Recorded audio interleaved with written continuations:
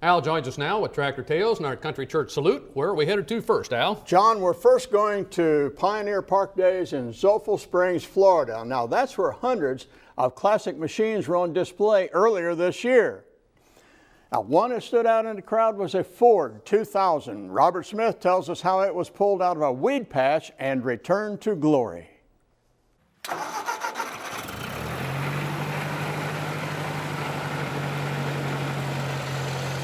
It's a utility tractor. Pull a plow, a disc,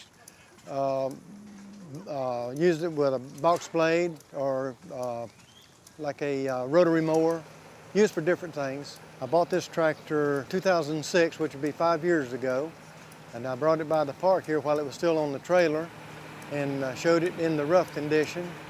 And after a year or so, I brought it back in this condition. This is the first year that they made the blue tractor, the blue and the light gray.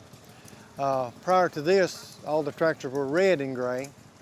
And this is it was made in 62, but actually didn't come out until 63. It was in the back of a service station. And how I came across it was, I had my tractors on show at the Fly Wheelers Park, and the fella came by and said, "I've got an old tractor at the house. Would you be interested in it?" I said, "Well, what is it?" He said, "Well, it's a 2000. I said, "Yeah, I'd like to come look at it." So the next day I went and looked at it and didn't know if I wanted it or not till I went back to Fly Wheelers that same day and found sheet metal to fit it. So I called him and told him I would take the tractor. So that's how I came about it.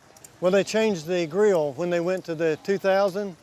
As you can see, it's got the square grill instead of the round nose cone like the 600 and 800 series. But this one, I got it running, replaced the sheet metal on it, and here it is today. Join us next week when we head to Michigan to meet a collector with a Wheatland 660. Now this tractor began its career in the fields of South Dakota and was brought back to its original luster with some much needed elbow grease.